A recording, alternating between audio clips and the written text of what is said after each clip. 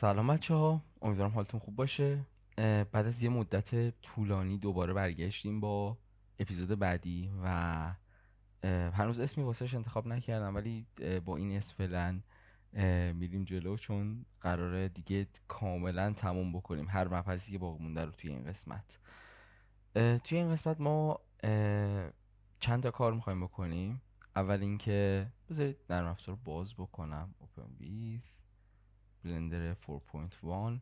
نسخه های مختلف این نرم افزار توی این مقطع و تا جایی که شما میدونید خیلی فرقی با هم نمیکنن، صرفا خیلی جزئیات ریزه. حالا من میخواستم با آخرین ورژن آموزش رو رکورد بکنم، ولی شما از 3 و 6 به این ور بیاید، فکر نکنم خیلی فرق خاصی داشته باشه ورژن های مختلفش برای کاربرد شما. البته که خیلی چیزایی بهینه شده داخلش. بلندر 4.2 هم آلفاش اومده، دموش که شما میتونید دانلود بکنید و نصب بکنید. یه موتور رندر جدید اضافه شده از خانواده ایویا که اونم خیلی موتور رندر قوی و جالبیه. خب توی این اپیزود ما اول اینکه میخوایم یه ذره رنگ و لعاب بدیم به این قسمت، بیایم نورا رو تنظیم بکنیم، نورا رو رنگش رو درست بکنیم و مهمترین چیز اینه که بیایم یه دونه مانیتور درست کنیم و کلا اون چیزی که میخوایم یوایمون رو داخلش پرزنت بکنیم و اینجا بذاریم. برای این کار من از یه دونه، کجاست این که نیست، از یه دونه یو آی که همینجوری توی دریبل پیدا کردم استفاده میکنم. کره‌ای به نظر میرسه، اصلا هیچ ایده ای ندارم این مال کیه، ولی لینکشو میذارم برای حقوق صاحب اثر. کارمون رو از اینجا شروع میکنیم. اول از همه میریم سراغ سخت ترین قسمت کار، درست کردن اون مانیتوری که میخوایم و استندی که میخوایم روش قرار گرفته باشه. میام یه ذره اینورتر شروع میکنم به دیزاین کردن. برای اینکه اصلا درگیر یوویان رپینگ و چیزای از این قبیل نشید، کاری که بکنیم اینه. حالا یوویان رپینگ رو بعدا بهتون توضیح میدم دقیقا چیه، ولی خیلی درد سر داره کار کردن باهاش. سر همین من یه روش خیلی آسان تر بهتون یاد میدم که بتونید دیزاینتون رو توی فضای سه‌بعدی قرار بدید. اول از همه ما شیفت A میزنیم. از این قسمت یه قسمتی وجود داره به اسم ایمیج که از اینجا میتونیم یه عکس رو به عنوان رفرنس اد بکنیم. مثلا یه چنین چیزی رو اگه بخوایم مدل سه‌بعدیشو مثلا دیزاین بکنیم، میتونیم به عنوان رفرنس ازش استفاده بکنیم و این توی رندر نمیفته. این صرفا یه عکس خارجی، صرفا برای رفرنس قرار دادنش. برای همین ما از این قسمت، حالا رفرنس و بک‌گراند تقریبا یه چیزیه، ولی ما میخوایم یه دونه پلین اد بکنیم، یه دونه صفحه که از جنس مش باشه و این تصویرمون روش افتاده باشه. برای این کار میایم تو قسمت ادیت، پریفرنسز، اینجا سرچ میکنیم ایمیج. اینجا یه ادان هست ایمیج از پلنز، از پلین، اینو روشن میکنیم و حالا وقتی که شیفت رو میزنیم این قسمت یه دونه گزینه بیشتر برامون اضافه میشه که الان میتونیم عکسامون رو به عنوان یه دونه پلان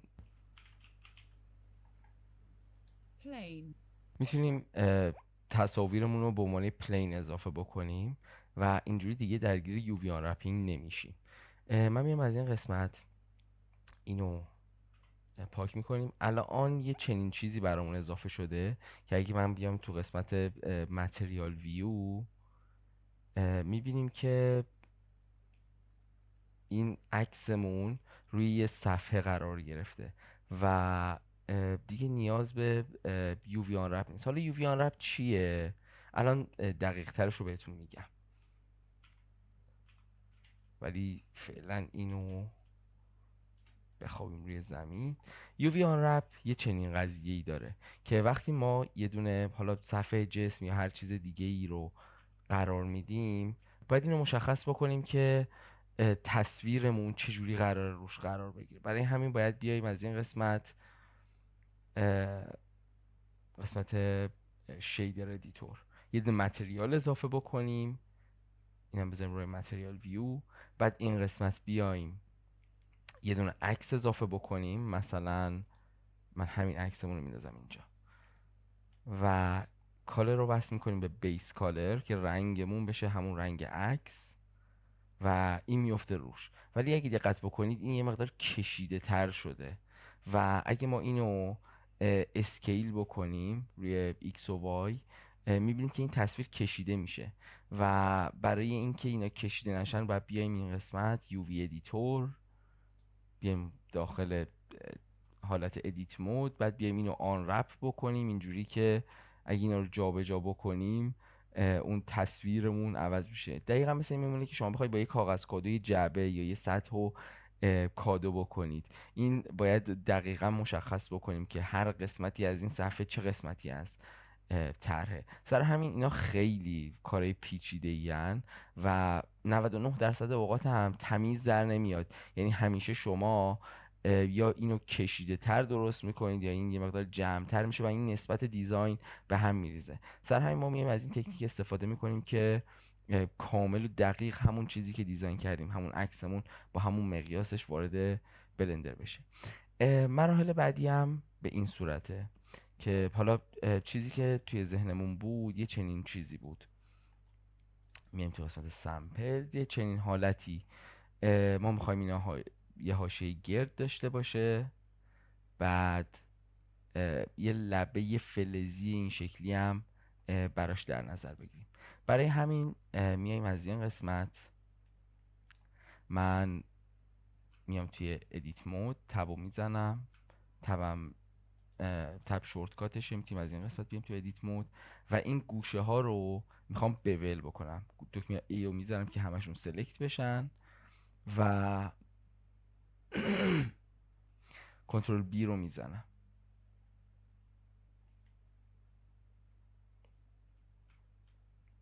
برای اینکه گوشه ها رو گرد بکنم میام این قسمت از قسمت مودیفایر ها و بول رو سرچ میکنم. بول این قسمت میام بول رو میزنم روی ورتیس که ورتیس هامون رو گرد بکنه، ایج هامون رو گرد نکنه، چون پلین یه دونه صفحه 2 بعدیه و حجم 3 بعدی نداره. برای همین باید حتما ورتیس ها رو بول بکنیم. یه مقدار کمتر میکنم حجمشو و تعدادشو بیشتر میکنم، مثلا 10 تا شاید خوب باشه. بعد کنترل A رو میزنم تا اپلای بشه و این به جسم تبدیل بشه. حالا کار بعدی که میکنم اینه که میام توی ادیت مود و این قسمت ها رو انتخاب میکنم. در واقع میایم از اینجا فقط لبه ها رو میخوایم انتخاب کنیم. کاری که میکنیم اینه که اول از همه اکسترود میکنیم این صفحه رو که به یه جسم 3 بعدی تبدیل بشه. از این قسمت میتونم دکمه ای رو بزنم یا از این استفاده بکنم که یه مقدار حجم بدیم به این سطحمون. فکر میکنم البته که وقتی که این کارو کردیم اگه چند بار این کارو بکنیم هی لبه های اضافه تر ایجاد میکنه برامون. برای همین صرفا از این قسمت به بعد دیگه جی رو میزنیم و زدو که انتخاب بکنیم چقدر بالاتر بره و فکر میکنم این باید اندازه استاندارد ضخامتی تبلت باشه. بیایم تو قسمت متریال ویو هم ببینیمش. خب کاری که میکنیم اینه، من میخوام لبه ها رو انتخاب بکنم و یه حاشیه‌ای واسه این تبلت درست بکنم. کاری که میکنیم اینه، اولا اینکه اول میایم توی فیس مود، این انتخاب میکنیم. اگه من آلت و شیفت رو نگه دارم میتونم دور تا دور اینو انتخاب بکنم با یک کلیک و حالا این لوپ سلکشن اصطلاحاً و این قسمت دوباره همین رو میزنیم. یک کم میخوام اینو اکسترود بکنم ولی میبینید که این توی جهت داره اکسترود میشه و کلا همه چیزو داره به هم میریزه. برای همین اینو نگه میدارم برای اینکه از حالتهای مختلف اکسترود استفاده کنم. این اکسترود ایندیویژوالز که هر کدوم از صفحه ها رو بر عمود بر خودش اکسترود میکنه. ما باید از اکسترود along normals استفاده بکنیم تا بتونیم همه رو یه دست بزرگ بکنیم. بذارید بریم بالا یه بار دیگه انجامش بدیم. فکر میکنم کفایت میکنه. آره به نظرم خوبه. کار بعدی که باید انجام بدیم اینه که بیایم و لبه های بالا و پایین انتخاب بکنیم و یه حاشیه و یه بولی بهشون بدیم. برای همین من آلت رو نگه میدارم و اینو میزنم، این لبه رو، لوپ سلکت میشه، شیفت رو نگه میدارم، دوباره آلت رو نگه میدارم، شیفت رو نگه میدارم که بتونم در واقع لبه های بیشتری رو انتخاب بکنم. آلت هم نگه میدارم برای اج لوپ، شیفت و آلت رو نگه میدارم، وقتی کلیک میکنم این دو تا لبه انتخاب میشه و کنترل بی رو میزنم که از اینجا شما میتونید از بول هم استفاده بکنید، روش کلیک بکنید دوباره یه دسته میاد که اینو میتونید بکشید و میتونم از بی هم استفاده بکنیم، کنترل بی، که این دیگه خودش میاد روی موس. بعد حالا اگه اسکرول موس رو بچرخونیم تعداد ساب دیویژن هایی که اضافه میشه بیشتر میشه. الان برای ما یه سطح ایجاد میشه این لبه و اگه موس رو بچرخونیم تعدادشون میتونه بیشتر هم بشه. حالا اینکه چقدر این لبه گرد بشه به ما بستگی داره. وقتی اینو کلیک بکنیم این تایید میشه، ولی ما یه فرصت دوباره داریم واسه درست کردنش و اونم اینه که از این قسمت میایم بول رو انتخاب میکنیم. این قسمت یه دونه صفحه کوچیک میاد که باز میتونه بشه، اینکه چه مقدار در واقع بول اتفاق بیفته رو میتونیم از اینجا تنظیم بکنیم که مثل همه جا میتونیم شیفت رو نگه داریم تا مقادیر خیلی کوچیکتری اضافه بکنیم و از این قسمت میتونیم تعداد ساب دیویژن رو بیشتر بکنیم که فکر کنم همون 4 5 تا کافی باشه و نمیخوام خیلی لبه ها رو گرد بکنم، در حدی که یه نرمی کوچیکی پیدا کنه به نظرم بسته. یکم کمتر یکم بیشتر به نظرم که خوبه.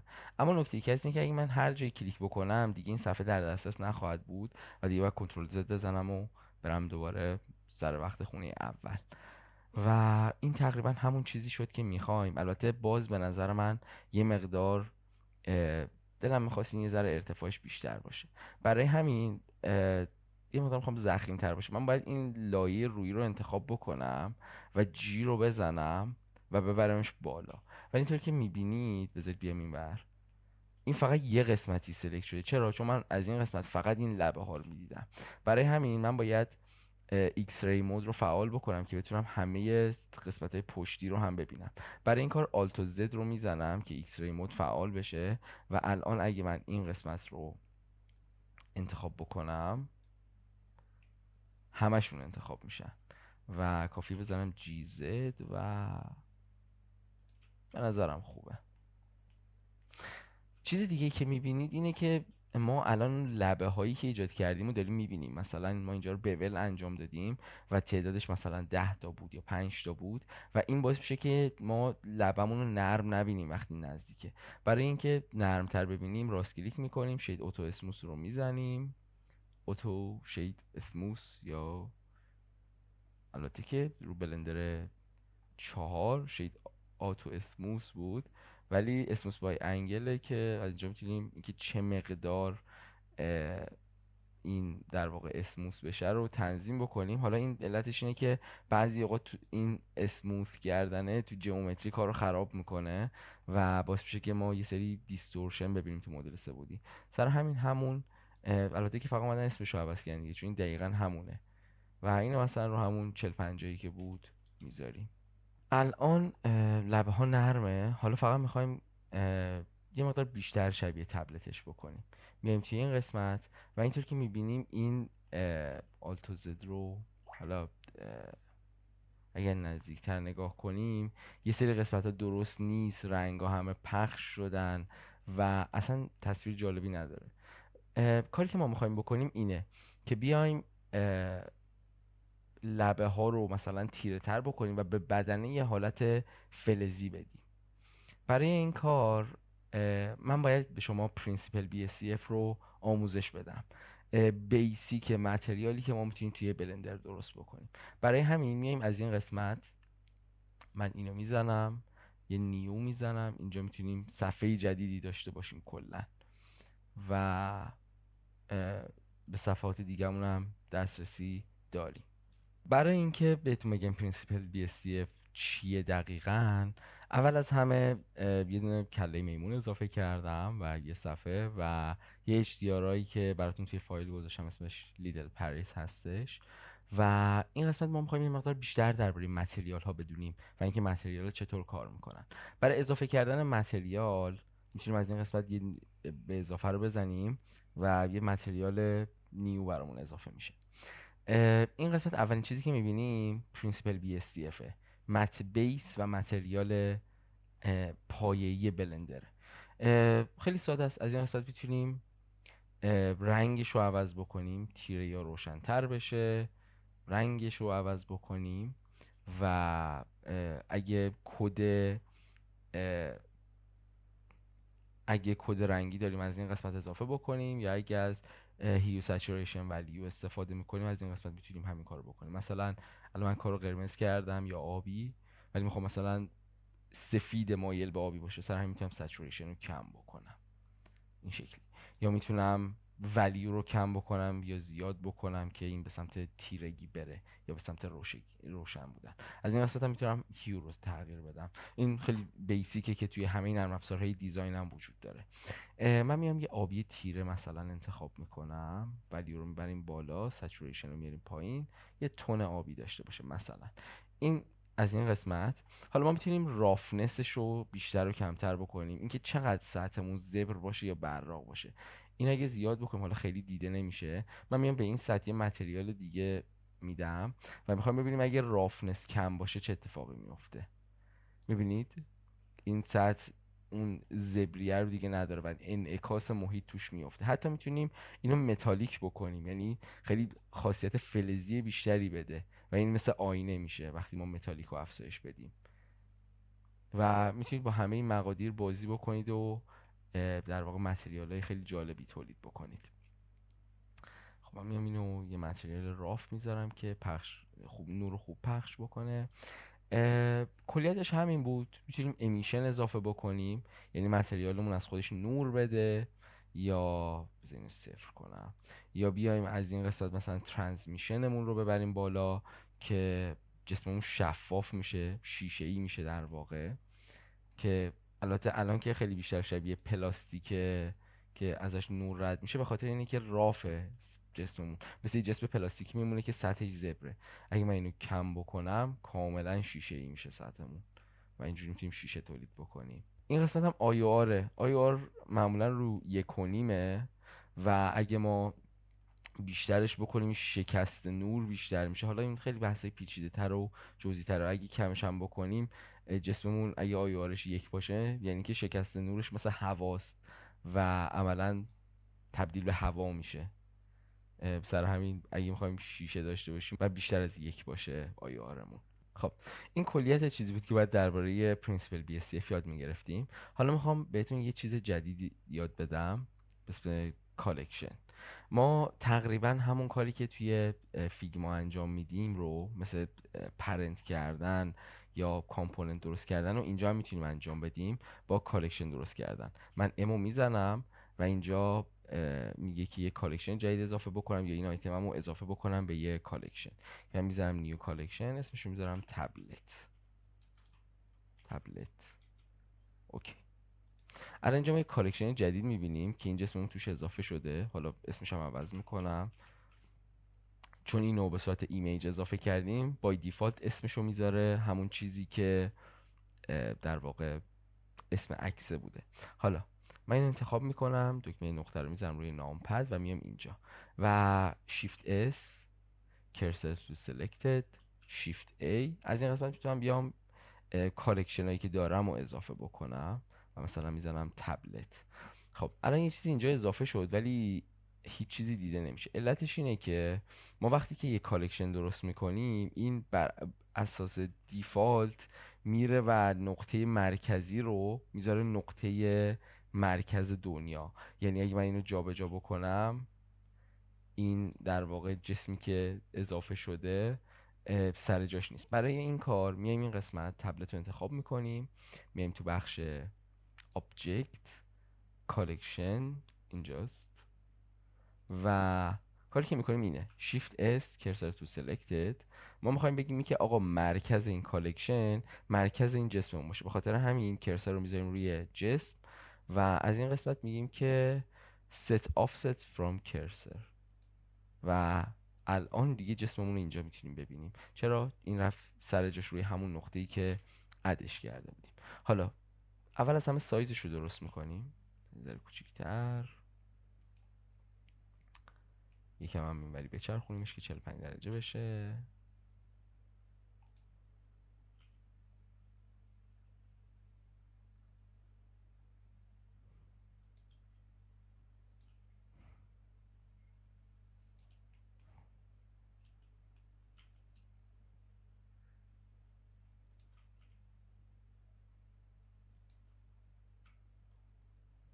خب اینجا اون کیوب قدیمیمون رو پاک میکنیم، ایکس رو میزنم، دیلیت، و الان دیگه طرحمون رو اینجا میتونیم ببینیم.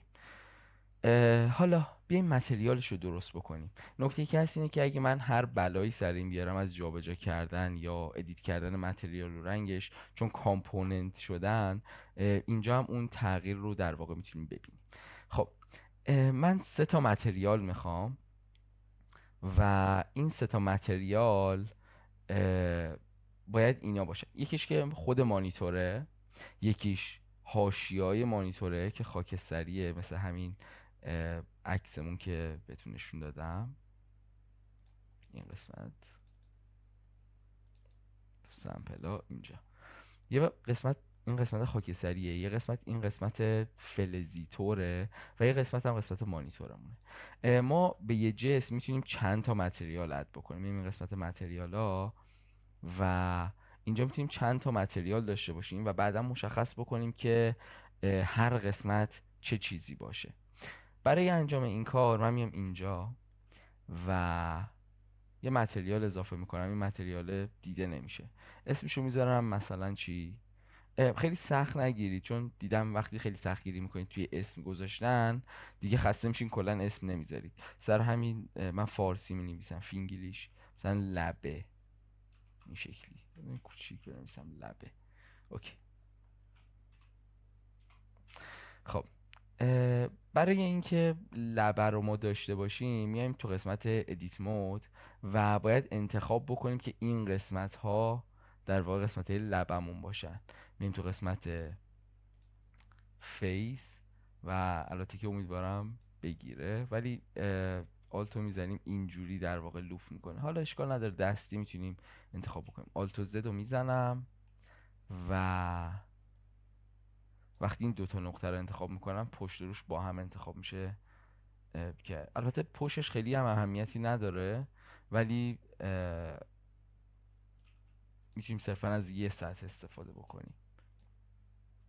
نکته دیگه هم که هست اینه که اگه ما کنترل شیفت رو بگیریم فاصله بین اینا رو سلکت میکنه و دیگه لازم نیست دستی انتخاب بکنیم. کنترل و شیفت و اینا. حالا این صفحه وسطش هم انتخاب شد که با نگه داشتن شیفت میتونیم این رو حذف بکنیم. خب من این قسمت رو میخوام از متریال لبه استفاده بکنم. صرفا کافی بیام این قسمت و اساین رو بزنم. اساین رو بزنم، این قسمتی که انتخاب کردم اساین میشه به متریالی که انتخاب کردم و الان میبینید یه حاشیه سفید افتاد دورش. و من اینو حالا میخوام یه مقدار تیره ترش بکنم، همین یه خاکستری معمولی، بعدا درستش میکنم. برای قسمت هایی که حاشیه فلزی هست، برای این هم میتونم دقیقا همین کار بکنم، یه متریال اد بکنم. حالا یه متریال جدید میتونم بسازم یا از متریال قبلی که بوده اضافه بکنم براش، ولی چون نداریم اینو میسازم. اسمشو میذارم مثلا بدن مثلا، حالا هرچی، خیلی هم مهم نیست. و میایم مثلا میکنیمش آبی که بتونیم بهتر ببینیمش. حالا اینم بعدا ادیت میکنیم. دوباره میایم توی ادیت مود و کافیه این قسمت ها رو انتخاب بکنیم، ولی چون اینجا خیلی قسمت های مختلفی وجود داره میتونیم یه کاری بکنیم. اینکه الان آلت زد و زدم، رفتیم توی ایکس ری مود و میتونیم اینجوری انتخاب بکنیم که مثلا اینجوری ذره ذره انتخاب بکنیم که کار سختیه. یه کار دیگه که میتونیم بکنیم اینه که الان این قسمتایی که انتخاب کردیم چه قسمتایی هستن، سطح رویی و این قسمت ها که اینا رو متریالاشو داریم. من فقط کافیه کنترل آی رو بزنم تا این اینورت بشه، یعنی همه این قسمت ها جز قسمتی که الان انتخاب کردم انتخاب بشن و به همین سادگی ما میخوایم این قسمت ها فلزی باشن یا فلزی تر باشن. برای این کار دوباره میایم اینو متریال بدنه رو انتخاب میکنیم و اساین رو میزنیم و همینطور که میبینید ما این قسمت یه دونه در واقع لبه چیز داریم. البته که این قسمت یه تیکه‌ای لبه نداره، یه تیکه‌ای هست که متریال نداره و اینو نمیدونم چرا این اتفاق افتاد، ولی اینم دستی اضافه میکنیم که این خط آخر بولمون هستش که انتخاب میکنیم. دوباره از همون تکنیک میتونیم استفاده بکنیم، کنترل رو بگیریم، کنترل و شیفت تا انتخاب بکنیم دور تا دورشو برامون و این رو هم اساین میکنیم به بدنه و الان یه چنین چیزی داریم. حالا میایم متریال ها رو درست میکنیم بر اساس نوری که داریم. اول از همه خارج میشم از اینجا، من میخوام یه کاری بکنم که قسمتی که مانیتوره نور از خودش بده. گفتیم چیکار میتونیم بکنیم؟ میتونیم امیشن اضافه بکنیم، یعنی من اینو زیاد بکنم و از خودش نور بده، ولی چون این رنگش سفیده نور سفید از خودش میده بیرون. برای اینکه این اتفاق نیفته من میخوام این رنگ سفیده همون رنگ عکسمون باشه. صرفا کافیه کالر رو بگیرم و بکشم و وصل بکنم. الان نوری که میده از خودش، هر قسمتی که نور میده همون رنگ مانیتور رو از خودش در واقع ساطع میکنه، ولی خب وقتی زیاد میشه اون در واقع سچوریشن رو از دست میده. چند تا کار میتونیم بکنیم. یکی این که خیلی زیاد اضافه نکنیم اینو که رنگامون از دست نره. یه کار دیگه هم که میتونیم بکنیم اینه که شیفت ای رو میزنم که این نود جدید اضافه بکنم و اینجا میام نود هیو سچوریشن ولیو رو انتخاب میکنم. میتونیم سرچش بکنیم، هیو رو که بزنیم میاد. خب ما میخوایم رنگی که هر رنگی که صفمون داره وارد این بشه و تنظیماتی که روش اعمال میکنیم اتفاق بیفته و بعد از اینجا به عنوان کالر خارج بشه. من صرفا کافی اینو بندازم رو هر کدوم که میخوام، یا میتونم دستی هم وصلش بکنم. من میخوام یه مقدار سچوریشن رو بیشتر بکنم که بیشتر اون تون رنگی که میخوایم رو داشته باشه. حالا میتونیم کمترم بکنیم، اگه کمتر بکنیم خاکستری میشه. یه کم بیشتر بکنم، یه کم هم امیشن رو کم بکنم. فکر نکنم خیلی نیاز باشه اینقدر از خودش نور ساطع بکنه و یه مقدار اینو کم میکنیم. فکر کنم الان خوب باشه. الان کامل دیزاینمون اونطور که باید مشخصه. میتونیم یه مقدارم سچوریتد ترش بکنیم. اینجا میتونیم ولیو رو یه مقدار دست بزنیم و الان تقریبا همون چیزی هستش که باید باشه. خب کار بعدی که باید بکنیم اینه که بریم سراغ لبه. من میخوام لبه مات نباشه، براق باشه، چون لبه های فریم معمولا براقن. یه کم میتونیم ماتش بکنیم. نگاه کنید انعکاس داخلش میفته چون کاملا لبه صاف و صیقلیه. یه کم اینو بیشتر میکنم. فکر کنم الان اوکی باشه. یه مقدارم رنگش تیره تر باشه. الان فکر کنم اوکی. و برای بدنه هم من میخوام کاملا اینو فلزی بکنم. رافنس رو کم میکنم چون میخوام صفحه کاملا صیقلی باشه و متالیک رو زیاد میکنم و الان کاملا بدنمون فلزیه. ولی فکر کنم یه مقداری بدنه این تبلت ها ماته و اونقدر براق نیست که مثل آینه بشه. این کاملا آینه شده. برای اینکه این اتفاق نیفته یک کم رافنس رو میبرم بالا و الان نور کامل و زیبا روی بدنه این داره پخش میشه و یه همچین حاشیه خیلی زیبایی رو ایجاد کرده. ولی من هنوز حس میکنم الان که اینجوری دارم بهش نگاه میکنم حس میکنم یه مقدار ضخیمه. برای همین میام این قسمت دوباره همون کارا آلت و زد میام مثلا لایه پایینی رو انتخاب کنم یا میتونم لایه بالایی رو انتخاب بکنم. مثلا این قسمت همشون انتخاب شدن. جی زد میشه بذاره پایین تر. میبینیم که اونجا هم داره تغییر میکنه چون ما اینا رو کامپوننت کردیم دیگه. سر همین هر تغییری که من اینجا ایجاد بکنم اونجا هم ایجاد میشه و به نظر من این تقریبا همون چیزی که میخوایم. حالا یه مقدار زنگ تفریح داشته باشیم قبل از اینکه بریم سراغ بقیه قسمت های مدل سازی، من میخوام نورا رو یکم دست بزنم. یعنی هر کدوم انتخاب بکنیم این قسمت توی تنظیمات نورمون میتونیم در واقع تو قسمت دیتا نورمون رو تغییر بدیم. کلا هر آبجکتی یه قسمت دیتا داره که دوربین و نور و اینها همشون شاملش میشن و این قسمت میتونیم تنظیماتشون رو انجام بدیم. من اینجا راست کلیک میکنم، جوین ریاض رو میزنم و اینو میخوام بالایی جوین پایینی بشه چون دیگه رفرنسمون رو نیاز نداریم. خب از این قسمت من میام یه مقدار نورا رو تغییر میدم. همونطور که میبینید اینجا اون نوری که داره ساطع میشه ازشون داره تغییر میکنه و دیگه صرفا یه مقدار بازی کردن با مقدارها و ولیو هاست.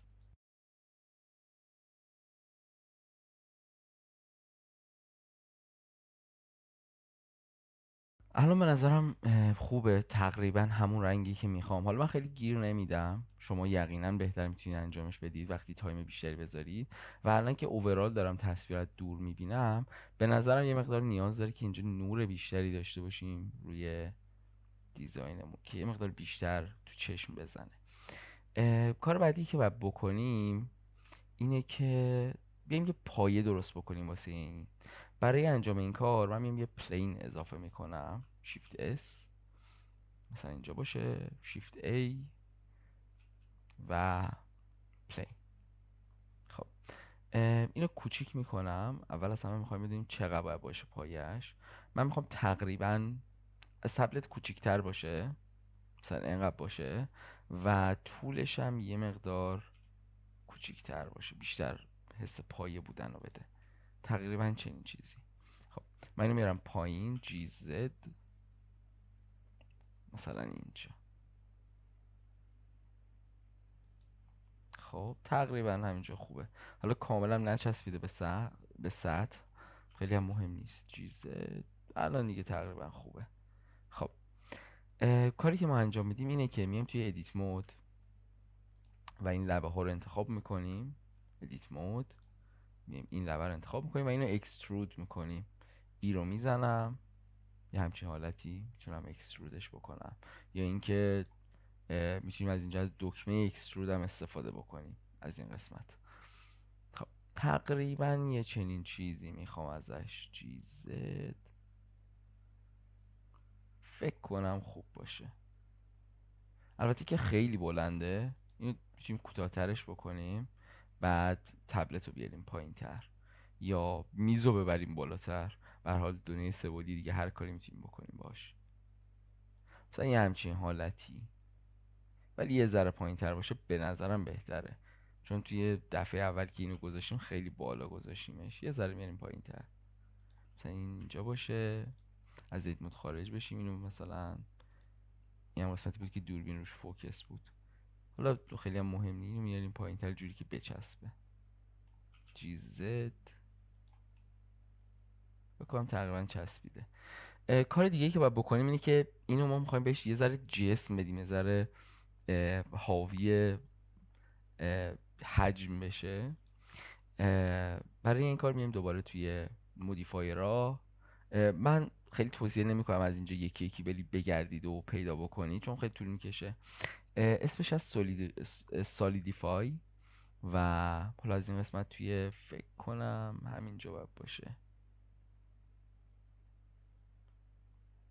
طبیعتا باید توی جنریت باشه سالیدیفای و این یه مقدار میاد یه حالت گوشتی اضافه میکنه به اون جسممون. ولی علت این که این حالت رو میبینیم به خاطر اینه که اینو ما تا کردیم، مثل یه چیز زخیم که بخوای تاش بکنی اینا فشار میارن و این قسمت بینشون خیلی تنگتر از قسمت جلوترشون میشه. این هم همین جوریه. برای اینکه این مشکل پیش نیاد ایون thickness رو میزنیم و همه این قسمت ها رو توی ضخامت نگه میداره. علت اینم که اینجوری شده اینه که ما اپلای نکردیم سایزش، چون ما سایز مکعبمون رو تغییر دادیم و برای اینکه مودیفایر رو درست عمل بکنم خیلی مهمه که اپلای بکنیم. کنترل ای رو میزنم و اسکیل رو اپلای میکنم.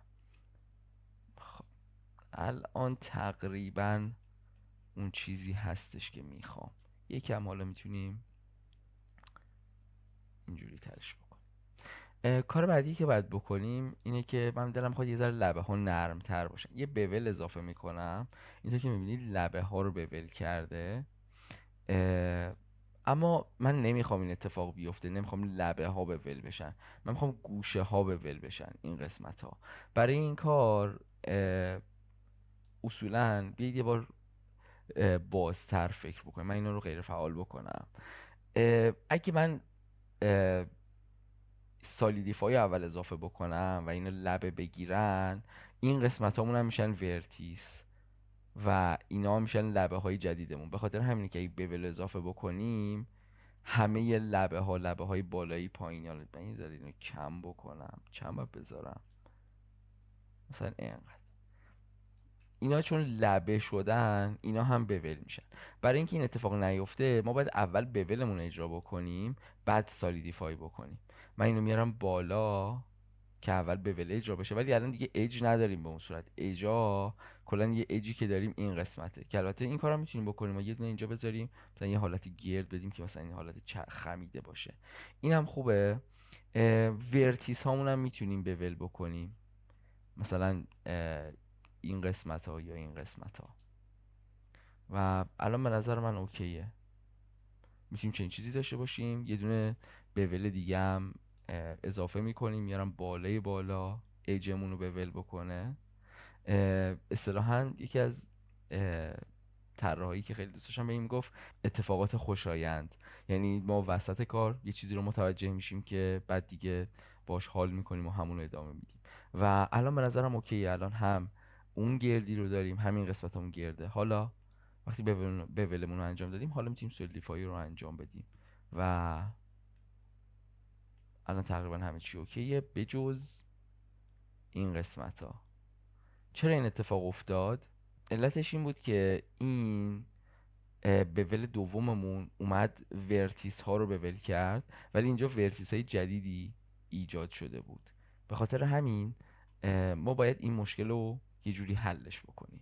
برای درست کردن این مشکل اول از همه میایم همه مودیفایرها رو خاموش میکنیم و البته که این صرفا توی ویوپورت برامون نمایش نمیده و اگه ما رندر بخوایم بگیریم همه اینا فعال میشن چون این قسمت تیکاشون نخورده. اول از همه میایم یه دور به همشون فکر میکنیم. اینجا یه بول داریم که اج هامون رو بول میکنه، اج هایی که بین دو تا صفحه باشن رو بول میکنه. اینجا کلا یه دونه اج داریم و این بول میشه. خب بذارین اینو فعال بکنیم. خب یه چنین اتفاقی میفته. بعد اینجا چی داریم؟ اینجا یه بول داریم که میاد همه ورتیس هامون رو بول میکنه. خب اینجا یه ورتیسه، اونجا یه ورتیسه، اینجا هم یه ورتیسن که خیلی خوبه. ولی اینجا هم ورتیس های اضافه تر وجود داره از مرحله قبلی. سر همین میاد اینها رو هم بول میکنه و وقتی اینجا رو بول میکنه ما شاید نبینیم ولی تأثیر خودشو گذاشته. اون موقع است که سولیدیفای میخوایم بکنیم همه کارامون رو به هم میریزه. برای این کار میتونیم این کار رو انجام بدیم که بیایم توی ادیت مود و بیایم دستی این قسمت ها رو بول بکنیم. بیایم اینا رو انتخاب بکنیم، اینو اینو این و کنترل بی رو بزنیم. از این قسمت هم میتونیم کار بول رو انجام بدیم.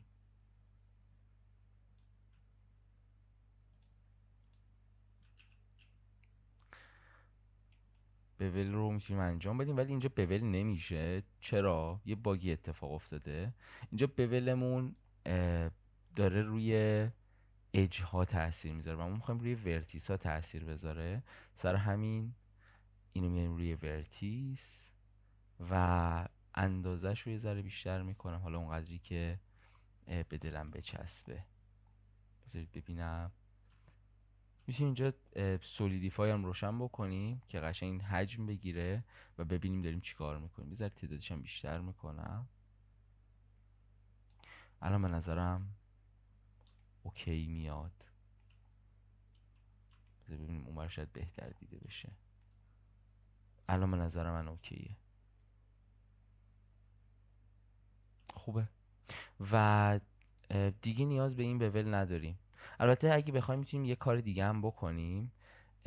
اینه که یه بول اضافه بکنم بعد از سولیدیفای که این بوله چی کار بکنه. برگردیم تو حالت آبجکت مود، بگذارید تب که بیاد اینجا یه لبه هاشون رو یه گرد بکنه که یه مقدار حالا هم کار دیتیلش بیشتر بشه هم ظریف‌تر بشه. شیفت رو نگه می‌دارم، یه مقدار خیلی کمی میخوام اضافه بکنم، مثلا اینقدر باشه. یه چند تا هم ساب دیویژن میدم و اگه دوباره شید اسموث رو بزنیم تقریبا همون چیزی که میخوایم از آب در میاد. البته اینجا یه دونه ناهنجاری داریم که اینجا دیده میشه ولی خیلی چیز مهمی نیست چون پشت دیگه و الان به نظرم اوکیه. حالا من میخوام بهش یه متریال اضافه بکنم. آیا من میخوام متریال رو از اول بسازم؟ اگه میخوام بسازم که نیو رو میزنم، ولی من دلم میخواد از جنس همون بدنه فلزی آبجکتم باشه. اینجا میام بدنه رو انتخاب میکنم و یه چنین چیزی میشه، ولی خیلی به دلم نمیچسبه چون خیلی زیادی فلزیه واسه پایه بودن. برای همین میام از این قسمت حالا من میتونم از اینجا اینو زبدرش رو بزنم، یه دونه جدید بسازم، یا اینکه میتونم اینو بزنم اگه تنظیمات همینو میخوام اینو میزنم و این داپلیکیت برام میکنه. اینجا بدنه داریم و اینجا بدنه یک داریم و الان من میتونم مستقل از اینکه اون بدنه چه اتفاقی براش میفته کار انجام بدم. مثلا اگه همینم بدنه بود من میمدم مثلا رنگش رو تغییر میدادم یا هر چیز دیگه ای، این روی این هم تاثیر میذاره چون اینا جفتشون یه متریال دارن. برای همین حتما لازمه که ما متریالمون رو عوض بکنیم. اسمش رو میذارم پایه و یه ذره بیشتر راف باشه به نظر من و کمتر متالیک باشه. بد نیست یه ذره بیشتر پلاستیکی باشه. یه ذره هم ضخامتش زیاده اسم میکنم واسه پایه بودن. الان حس بهتری بهش دارم. این گوشش هم اگه یه ذره بیشتر گردو شاید خیلی خوب بود. درباره متدای دیستراکتیو و نان دیستراکتیو فکر کنم صحبت کردم. اگه من اینو دستی انجام داده بودم مثل بولای این گوشه، الان من نمیتونم اینا رو ادیت بکنم دیگه چون اینا دیگه تایید شدن و دیگه رفتن و اپلای شدن. ولی اینجا من وسط کار هر وقت بخوام میتونم این تنظیمات رو دست بزنم. اگه مثلا رافنسش کمتر باشه چه اتفاقی میفته؟ یکم متالیک قاطیش باشه. البته که اینم بد نیست ولی یه ذره متالیک راف باشه خوبتر میتونه باشه. اینو دوباره میتونیم یه ذره جابجا بکنیم بریم پایینتر. این خیلی پایش تو چشمه. فکر کنم این خوبه، وسط در وسط هم هست. کار دیگه هم که میتونیم بکنیم اینه که حالا میتونیم اینو جابجا بکنیم که نقطه‌ای که دوربین بهش نگاه میکنه که دقیق نگاه بکنه به وسط مانیتورمون. البته اینجا میبینید یه خطی افتاده، این رفته توش GZZ که در اساس زد خود صفحمون جابجا بشه و الان تقریبا همون چیزی که میخوایم رو داریم. حالا من باید یه ذره دوربین رو اجاست بکنم. برای این کار میام این قسمت کالکشن، من این دوربین رو یه کپی ازش میگیرم یا نه بذارید با همین دوربین انجام بدیم. تنظیمات دوربینم که قبلا انجام دادیم. خب اینو یه ذره من اینو کوچیک‌تر میکنم چون میخوام تمرکز روی دیزاینمون باشه و میخوام که مرکز نگاه کردن دوربین که پرنتش کردیم روی صفحمون باشه. انتخاب میکنم Shift S Cursor to Selected، بعد اینو انتخاب میکنیم، بعد میگیم Selected برو روی کرسر سه‌بعدیمون بشین و الان دقیقا اومد روش و من کافی این دایره رو یه مقدار کوچیک بکنم و این دقیقا تنظیم بشه روی اون چیزی که داریم و الان به نظر من تقریبا رسیدیم به اون نتیجه‌ای که میخوایم و دیگه صرفا میمونه اجاست کردنش. یه ذره مرتبش بکنیم، یه مقدار با متریالا ور بریم که ببینیم چطور بهتر میشه. مثلا الان من ببینم این آبی پس زمینش یه ذره زیادیه، میتونیم سچوریشن رو یه ذره کم بکنیم. البته که این باشه یه مقدار میتونیم نور صفحه رو کم بکنیم. حالا اینا رو تو کار خودتون ادیت بکنید. یا مثلا من میخوام این پایه یه ذره یه هوا ضخیم‌تر بشه، به نظرم یه ذره بیشتر جا داره. میایم این قسمت مودیفایرها سولیدیفای رو یه ذره بیشتر میکنیم. به نظرم که اوکی. خب تا این قسمت تقریبا همه کارامون تمام شده و الان ما یه پرزنت سه‌بعدی داریم. محیط رو ساختیم، نورپردازی کردیم، متریالا رو یاد گرفتیم و الان دیگه همه چیز رو تقریبا بلدیم. تنها چیزی که میمونه انیمیشنه. از این قسمت من اینو تبدیل میکنم به تایملاین. اولا اینکه این به ما نشون میده که چقدر از چند تا فریم قرار رندر بشه، که اینجا دیفالتش 250 فریمه. میایم این قسمت، بعد 24 FPS هم داره، یعنی 24 فریم بر ثانیه رکورد میکنه که معمولا دریبل اگه بخوایم بگیرین، خروجی خیلی با کیفیت بخوایم بگیرید، 60 فریم رو ساپورت میکنه. اینستاگرام 30 فریم رو ساپورت میکنه که حالا کمتر هم میتونه باشه ولی خب تیکدار دیده میشه دیگه. و 24 فریم خیلی در واقع فریم ریت سینمایی یا 23 و 98 که من ترجیحم رو همون 30 فریمه، یعنی انیمیشن خیلی تمیز بگیریم. حالا من مثلا میخوام انیمیشنم چند ثانیه باشه، میخوام 5 ثانیه باشه مثلا. میایم ضرب میکنیم. من اگه 5 ثانیه بخوام و هر ثانیه‌مون 30 فریم باشه، میشه چقدر؟ میشه 150 فریم. این قسمت رو ادیت میکنیم به 150 فریم و الان تقریبا اگه ما اینو خروجی بگیریم تقریبا 5 ثانیه به ما انیمیشن میده. حالا این قسمت هم که تنظیم کرده بودیم رو 50% که خروجی حالا کیفیتش کمتر باشه ولی به ما حالا اون کلیت چیزی که داریم رو نشون بده. این قسمت هم میتونیم بذاریم رو 100% که دقیقا با همون مقیاس 1200 در 1080 به همون خروجی بده. یه مقدار تعداد سمپلا رو باید کم بکنیم، نمیدونم توضیح دادم یا نه ولی الان توضیح میدم. سمپلا چیان؟ تعداد دفعاتی که نور رو محاسبه میکنه و رندر به ما تحویل میده. اگه ما شیشه نداریم یا انعکاس های عجیب غریب نداریم، میتونیم اینو خیلی کم نگه داریم. مثلا من اینو چه با 4096 بگیرم چه با 200 بگیرم تقریبا هیچ فرقی نداره، چون ما انعکاس های عجیب غریب نداریم. برای همین اینو میذاریم روی این. الان من 4098 یه بار براتون رندر میگیرم. 4098 F12 رو میزنم که رندر بگیره. از این قسمت هم میتونید بیاید انتخاب بکنید که کجا بودیم، رندر، بعد رندر ایمیج. میتونید یه عکس براتون بگیر، شورتکاتش هم نوشته F12. خب میایم روی این صفحه و الان رندرمون رو گرفت. تقریبا 13 ثانیه زمان گرفت از سیستم من و این خروجیمونه تقریبا. حالا یه مقدار کیفیتش کمه به خاطر مقیاس. اینا رو میتونید تو تنظیمات مقیاس همش رو درست بکنید. من میام اسلات شماره 2 و این میزنم روی 200 و حالا یه بار دیگه F12 رو میزنم و رو اسلات 2 یه بار دیگه واسمون همین رندر رو میگیره و الان میخوام ببینیم تو چند ثانیه این کار رو انجام میده.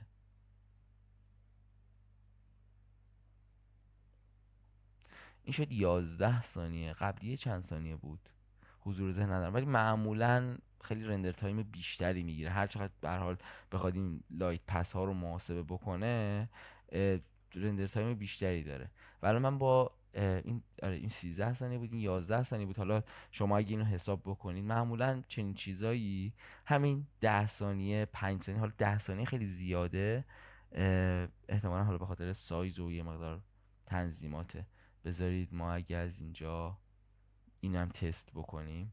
اگه من این قسمت بیام رو اسلات 3، اینم بگم که با نامپد شما با کلیدای اعداد بالای کیبورد میتونید بین این اسلات ها سویچ بکنید. مثلا من 1 رو بزنم میره روی اسلات 1، 2 رو بزنم میره روی اسلات 2 و 3 رو بزنم همینطور.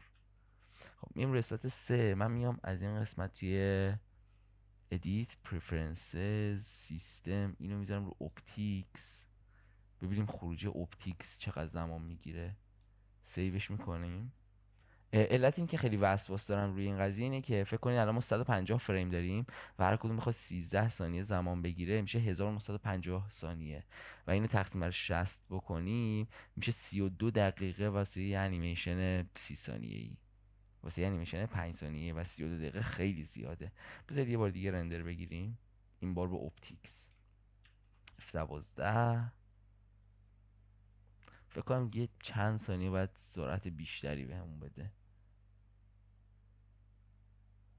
خب این به ما 10 ثانیه داد، تقریبا اینجوری 150 ثانیه، یا بذارید بهتر بگم تقریبا 3 ثانیه روی هر فریم صرفه جویی شد برامون. 3 ضرب در 150 تقسیم بر 60 تقریبا 7.5 دقیقه سریعتر رندر میگیره. حالا خیلی مسئله نیست، سعی کنید پلیگانا رو کمتر نگه دارید و اگه بهینه تر طراحی بکنید طبیعتا رندر تایم خیلی پایین تری هم خواهید گرفت. کار دیگه ای که باید بکنیم اینه که حالا البته دیدیم که من این رو اسلاتور هی داشتم جابجا میکردم و این تقریبا 1024 تا و 200 هیچ فرقی با هم نداشتن از نظر ظاهری. برای انیمیشن ما باید چند تا کی فریم درست بکنیم. میایم فریم 1، من میخوام یه ذره مثلا دوربین بچرخه دورش، من اینم میارم روی این حالت که یه مقدار کمتر اذیت بکنه سیستممون رو. من میخوام دوربین توی این حالت بچرخه آرزد و میخوام یه ذره مثلا چرخش توی این حالت داشته باشه. برای این کار میایم این قسمت، تو قسمت آیتما، و من اینجا لوکیشن رو من میخوام، البته لوکیشن برای جابجاییه x y z و اینا میتونیم تنظیم بکنیم. میخوام روتیشن در محور z رو انیمیت بکنم. برای انجام این کار میام روی این هاور میکنم و آی رو میزنم، یعنی که میتونم راست کلیک بکنم و اینسرت کی فریم رو بزنم که من آی رو میزنم. زرد یعنی که این مقیاسی که ما الان داریم الان روی کی فریم هستیم و این مقیاس این کی فریمه. اگه بریم جلوتر این سبز میشه، یعنی که اینجا در واقع کی فریم خورده و به ما نشون میده که مثلا این ولیو کی فریم دارن ولی اینا ندارن. حالا من میام اینجا میخوام یه ذره زدش رو بچرخونم، مثلا زد یه ذره بیاد مثلا این ورتر، این شکلی به نظرم جالب تر میتونه باشه. اینجا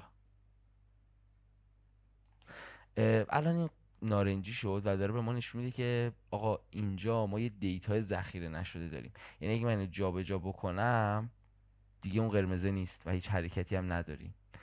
برای همین من اینو دوباره مثلا میارم اینور و آی رو دوباره میزنم و اینجا یک کی فریم ایجاد میشه. حالا بین این کی فریم ها اون مقداری که دارم اتفاق میفته. حالا وقتی پلی میکنم آروم شروع میکنه به حرکت، میچرخه و بعد آروم وای میسه. اگه ما حرکت خطی بخوایم یا کلا همه حرکات دیگه میتونیم از گراف ادیتور استفاده بکنیم که خیلی بحثش طولانیه، اینجا بازش نمیکنم. در همین حد بدونید که اگه ما کی فریممون رو انتخاب کنیم و راست کلیک بکنیم، از این قسمت میتونیم مودهای مختلف ایزینگ یا در واقع اینترپولیشن مودها رو تغییر بدیم.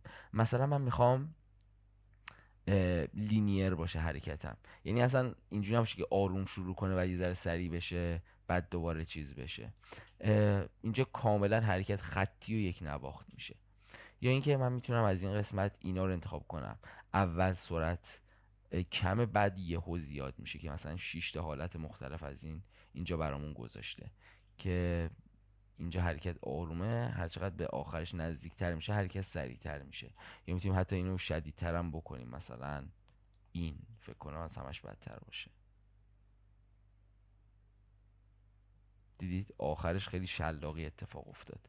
و میتونیم حالتهای مختلف رو از اینجا چیز بکنیم، مثلا باونس میتونیم اضافه بکنیم، حالتهای مختلف که البته اینا معمولا کاربرد ندارن اصلا تو کار ما. یه ذره میاد عقب بعد دوباره مثلا میره جلو. معمولا همون بزیر خوبه، آروم شروع میکنه و یه ذره سرعتش بیشتر میشه بعد دوباره آروم تموم میکنه، خیلی حرکت نرم و لطیفی به ما میده. خب ما میایم اینجا میخوایم ببینیم خروجیمون چه شکلی شده و پلیش میکنیم و الان یه مقدار همه چیز آروم داره اتفاق میفته حس میکنم و یه مقدار متفاوته با اون ورژن اصلیمون.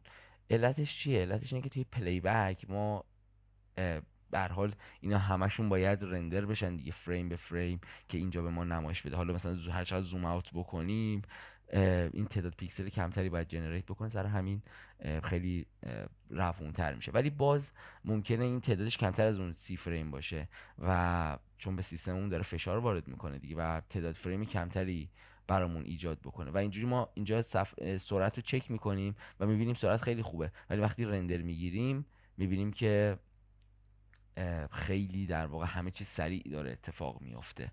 برای انجام این کار ما از این قسمت بخش سینک یه چیز داریم اسم play every frame، یعنی این هر فریممون رو رندر میگیره و به ما نشون میده. ما این انتخاب میکنیم و فریم دراپینگ رو انتخاب میکنیم و الان همون 30 فریم رو پلی میکنه، ولی اگه یه فریم این وسط رندر نشد دیگه نمیاد حرکت رو آهسته بکنه که اون فریم رو رندر بکنه بعد بره فریم بعدی و الان دیگه سرعتمون تقریبا همون چیزیه که باید باشه و حالا هر چقدر من زوم بکنم یا زوم اوت بکنم زوم این بکنم، سرعتی که اینجا میبینم دقیقا همون سرعتی که توی دنیای واقعی در واقع بعد رندر گرفتن و خروجی گرفتن بهمون میده. و اما میریم سر بحث رندر گرفتن. چجوری ما رندر بگیریم که خروجیمون در واقع خروجی هم تمیزی باشه، هم به کامپیوترمون فشار نیاد، هم اگه مثلا وسطش سیستممون کرش بکنه، چون اگه ما خروجی ویدیویی بگیریم اگه وسطش سیستممون کرش بکنه عملا کل ویدیو هوا میشه و 30 دقیقه رندرمون رو باید دوباره بزنیم از اول. این یه بحث خودش یه بحث کامل جداست که الان میخوایم بریم استارت بزنیم این قضیه رو که چطوری باید رندر بگیریم. برای رندر گرفتن چند تا متد وجود داره که شما میتونید بنا به توانایی سیستمتون و نیازتون ازشون استفاده بکنید. اولا اینکه ما باید یه دونه فولدر مشخص بکنیم برای رندر گرفتن، چون اگه همینجوری F12 رو بزنیم این رندره هیچ جایی ذخیره نمیشه مگر اینکه ما دستی ذخیرش بکنیم. مثلا من رندر رو اینجا متوقف میکنم، از اینجا باید بزنم فایل سیو از و یه مسیر رو انتخاب کنم که ذخیره بشه و خب نمیتونیم اینجوری انیمیشن ذخیره کنیم. برای اینکه انیمیشن ذخیره کنیم اول باید چیکار کنیم؟ توی فایل خود پروژه من معمولا این کار رو میکنم که یه دونه فولدر میسازم و اسمش رو میذارم اکسپورت و داخلش میام کار ورژن کنترل انجام میدم. مثلا من اینجا یه فولدر میسازم، مثلا V1 ورژن اول، ورژن دوم، و اگه من 10 مدل خروجی بگیرم باز هم دسترسی میتونم داشته باشم به خروجی ها. اما مدل خروجی ها چیه؟ من از این مسیر میام، از این قسمت میام دسکتاپ، اپیزود 5 اکسپورت و V1 رو انتخاب میکنم. اگه هم تو مسیر پیچیده تری ذخیره کردید میتونید از اینجا باز بکنید پوش رو اکسپورت V1 و مسیرش رو کپی کنم و اینجا مسیر رو پیست کنم و الان میره همونجا دقیقا ذخیره میشه. و حالا خروجی های ما چی هن؟ انواع خروجی ها رو به ما میده که اگه بخواید خروجی ویدیویی بگیرید AVI و AVI JPEG هست و AVI RAW هست که AVI خامه و فکر کنم حجمش تا حد زیادی سنگین تره و JPEG کلا پسوند خیلی فشرده تریه. میتونیم چند روش داشته باشیم. یکی اینکه مستقیما بیایم خروجی ویدیویی افتر افکت رو بگیریم، یا اینکه بیایم فریم به فریم این رو سوار بکنیم، یعنی بگیم هر فریم رو جدا بگیر و بعد ما بیایم اینو تو نرم افزار افتر افکت سوار بکنیم. ولی چرا ما باید این کارو بکنیم؟ بعضی اوقات هستش که رندر خیلی طول میکشه، بعضی اوقات هستش که سیستممون نمیکشه، بعضی اوقات هستش که چون رندر تایم زیاده، حالا فارغ از فشار به سیستم، من میخوام یه تایمیشو الان انجام بدم، یه تایمیشو بعدن انجام بدم. میام چیکار میکنم؟ مثلا از اینجا مشخص میکنم فریم 1 تا مثلا 100 و الان بگیر به صورت PNG. اینا عکس‌ها میرن ذخیره میشن که حالا نمونهشو بهتون نشون میدم و حالا بیا مثلا فردا که برگشتم بگم فریم به جای فریم 1 از فریم 100 شروع کن و تا 150 رو بگیر و اینجوری میتونم چند سری تو چند بار رندر رو انجام بدم. و اگه سیستمم ضعیفه و میترسم که کرش بکنه نرم افزار یا فشار بیاره به سیستمم، میتونم همین کار رو انجام بدم که بگم آقا مثلا 1 تا 150 رو برام خروجی بگیر و اگه وسط کار سیستم به مشکلی بخوره فقط فریم آخر خراب میشه ولی بقیه رو به صورت عکسی داریم و من از اونجایی که قطع شده مثلا من روی فریم 80 سیستمم کرش میکنه، من میام دوباره از فریم 80 تا 150 میگیرم و فریم 1 تا 80 رو دوباره دارم و دیگه نیاز نیستش که چند بار در واقع خروجی بگیرم. این از این که من معمولا خودم از این استفاده میکنم. و یه علت دیگه ای هم که داره اینه که جی پیک همونطوری گفتم پسوند خیلی فشرده تریه و خب یه مقدار خیلی کم که اگه دیزاینر باشید و اون وسواس دیزاین رو داشته باشید، شاید یه مقدار کم بودن شارپنس عکس‌ها یه ذره اذیتتون بکنه. سر همین من خودم از این استفاده میکنم، ولی رندرهای دیگرم بهتون نشون میدم. از این قسمت اینجا اینکه RGB باشه یا RGBA باشه رو باید مشخص بکنید که طبیعتا متادیتای بیشتری رو همراه خودش داره. ولی نکته ای که هست اینه که ما میتونیم توی بلندر خروجی های ترانسپرنت داشته باشیم، یعنی جسم من باشه و بکگراندش که هیچ چیزی نیست به صورت خالی، به صورت چنل آلفا در واقع ذخیره شده باشه، مثل PNG هایی که بکگراند ندارن. و اینجاست که این RGBA بودن میتونه کمک بکنه که حالا ما که این حالت رو نداریم و تیک در واقع فکر کنم از این قسمت توی فیلم اینجا یه تیک ترانسپرنت داره که این میاد بکگراند رو حذف میکنه و بکگراند رو به جای اینکه خروجی مشکی بده خروجی ترانسپرنت میده. و چون از اینجا ما خاموش کردیم اینو و دیفالت هم خاموشه، نیازی نیست RGBA باشه، ولی باز خیلی فرقی نمیکنه توی این که ما داریم خروجی PNG میگیریم یا خروجی دیگه. نکته دیگه ای هم که وجود داره اینه که مستقیما خروجی های AV های بلندر رو نمیدونم چرا، ولی توسط دیوایس ها به خاطر مدل اینکودینگش ساپورت نمیکنن و ساپورت نمیشه توسط حالا نرم افزارهای دیگه، مثل اینکه اگه شما بخواید ویدیوی AV مستقیمی که از بلندر گرفتید و تو تلگرام ارسال بکنید به صورت فایل ارسال میشه و پریویو دیگه نداره، یا ممکنه مقیاس تصویر رو به هم بزنه به خاطر اینکه میخوان خودشون یه دور اون پست پروسسینگ رو انجام بدن و بیان اینو دوباره این کد بکنن، نسبت تصویر رو به هم میزنن. یا جایی اگه بخواید پست بکنید، البته نمیدونم بسته به شرایط، ولی معمولاً اوکی نیست. ولی خب اگه پریویو بخواید انجام بدید، به جای اینکه بیاین فریم به فریم بگیرید ببرید توی افتر افکت بعد اونجا سرهم بکنید تا خروج رو ببینید، من معمولا میام اینو مثلا میذارم روی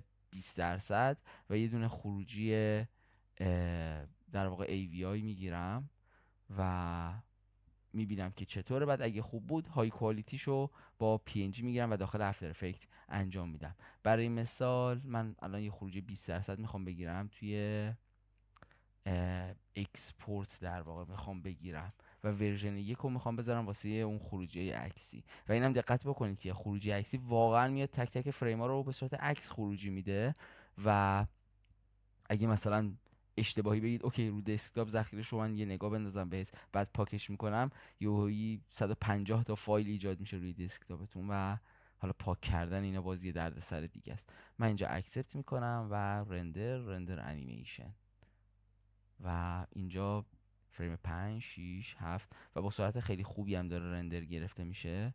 و اگه بخوام یه پریویو ببینم که به صورت کلی چه شکلیه، این خیلی کارم رو میندازه.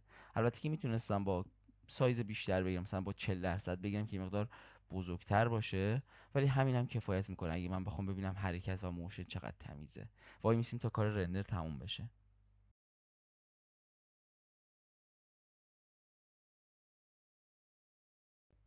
خب کار رندر تموم شد و رسیم به فریم 150. میام از این قسمت دسکتاپ، اینجا اکسپورت و الان ما این ویدیومون رو اینجا داریم و من اینو پلی میکنم. البته باید طبیعتا سایزشو کوچیک بکنم تا اون کوالیتی داغون نشه، ولی تقریبا همون چیزی که میخوام، انیمیشن خوبه و همه چی داره خوب پلی میشه. اگه من اینو با این باز کنم شاید بدون حاشیه بتونیم بهتر ببینیمش. یا از کجا این باید بگیرم؟ از این قسمت. و به نظرم خوبه، تقریبا همون چیزی که میخواستیم و پیاده کردیم و الان دیگه میتونیم بریم رندر کامل رو بگیریم. بعد خود نامگذاریش هم اینجوریه که آقا از فریم 1 تا فریم 150. اینم بگم که اگه ما توی همین مسیر دوباره بخوایم همین رندر رو بگیریم، اینا اووررایت میشن، یعنی خروجی جدید میاد جایگزین خروجی قدیمی میشه و خروجی قدیمی رو پاک میکنه. سر همین خیلی باید حواسمون باشه سر این قضیه که این اتفاق نیفته، وگرنه ممکنه ما خروجی قبلیمون رو از دست بدیم، یا مثلا میایم یه تستی رو انجام بدیم، اون خروجی اصلی که قبلا گرفته بودیم رو از دست میدیم. خب حالا من میام اینجا ورژن 1 خروجی 100%، این هم میذارم روی PNG اینجا و این هم که همینطوره. اینجا میتونیم اون حالا عمق رنگ رو مشخص بکنیم یا میزان فشردگی رو مشخص بکنیم که البته خیلی کاربردی نداره به اون صورت در حال حاضر، و میگم چون خیلی جزئیاتمون کمه و کاری مثل شیشه، انعکاسای عجیب غریب، موشن بلور اینا رو نداریم، اینا اصلا تنظیم کردنشون صرفا تایم رندر بیشتری از ما میگیره. من الان اینو میزنم رندر بشه و تقریبا 30 دقیقه رندرش طول میکشه و از اینجا دوباره اینو میزنیم و این شروع میکنه به رندر گرفتن برامون. و الان تقریبا چقدر زمان گرفت فریم 1؟ تقریبا 7 ثانیه. میتونیم اینم محاسبه بکنیم که آقا 150 فریم ضرب در 7 تقسیم بر 60 تقریبا 17 دقیقه زمان میگیره و وقتی رندرش تموم شد خروجی نهایی رو بهتون نشون میدم. وقتی کار رندر تموم شد داخل فولدر ورژن 1 تقریبا این چنین چیزی داریم، 150 تا عکس که فریم به فریم خروجی گرفته شدن. حالا چجوری اینا رو سرهم بکنیم؟ افتر افکت رو باز میکنیم.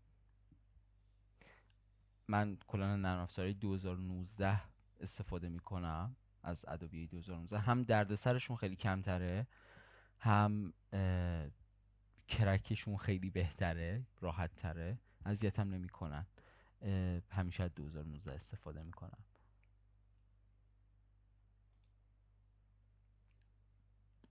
خب شما اینجا صرفا نیاز دارید که ایمپورت رو بزنید، ایمپورت فایل، و بیایید آدرس این فولدر رو بدید، اکسپورت ورژن 1، و اولی رو بزنید خودش PNG سیکونس اینجا تیکش خورده، خودش تشخیص میده که همه این عکس ها رو باید به صورت یه دونه فایل یکتا ایمپورت بگیره، و وقتی ایمپورت رو میزنیم فریم 1 تا 150 رو در واقع اینجا اومده ایجاد کرده و ما میتونیم اینو بیایم بندازیم اینجا. البته قبلش چیزی رو حتما باید چک بکنیم که از این قسمت از اینجا با شورتکات کنترل آلت جی هم میتونیم استفاده بکنیم. اینو باید حتما در نظر بگیریم که FPS اینجا با FPS داخل بلندرمون یکی باشه، چون ما توی بلندرم با CFPS کار کردیم، اینم به صورت دیفالت روی CFPS برامون میاره، ولی خب اگه رو FPS های دیگه تنظیم کرده باشیم این باز با CFPS تشخیص میده و خب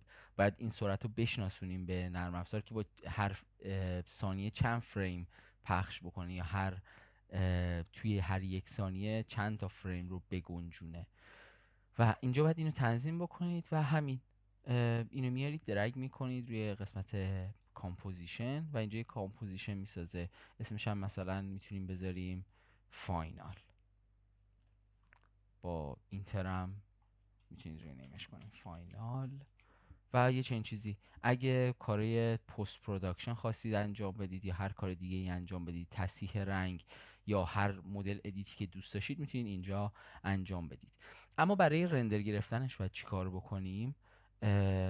چون خود رندر افتر افکت این کدش خیلی حجم زیادی رو اشغال میکنه، ما میایم از نرم افزار مکمل استفاده میکنیم، ادوب مدیا اینکودر. من اینو سیو میکنم داخل همینجا کنار فایل بلندر میخوام باشه، و حالا اینجا هم میتونیم اسم فایلمون رو بذاریم که بعدن که خواستیم فایل رو پیدا بکنیم همیشه این نامگذاری ها کمک میکنن که بعدن فایلمون رو گم نکنیم. همینجا سیو میکنم و میگم اگه موزیک خواستید انجام بدید، ادیت نور و رنگ یا هر کار دیگه خواستید انجام بدید اینجا میتونید اضافه بکنید. بعد از اینکه این کارو کردیم اینجا اینم سیو میکنیم. اوکیه. این ارور برای اینه که من اینو دفعه بعدی که باز کردم با بلندر 4 باز کردم و بلندر 4.1 قبلا در واقع این فایل رو ساخته بودیم. همینجا سیو از بزنیم، میتونیم اووررایت هم بکنیم، یعنی این تبدیل بشه به ورژن 4 که خیلی هم فرق نمیکنن با هم، یعنی با هم دیگه باز میشن. و من اینو اووررایت میکنم. اینجا کارمون با این تموم میشه. اینجا فایل افتر افکتمون رو داریم و میایم اینجا ادوب مدیا اینکودر رو باز میکنیم. کار کردن باش خیلی ساده است و معمولا یه خروجی خیلی منطقی بهمون میده. ادوب مدیا اینکودر باز میشه.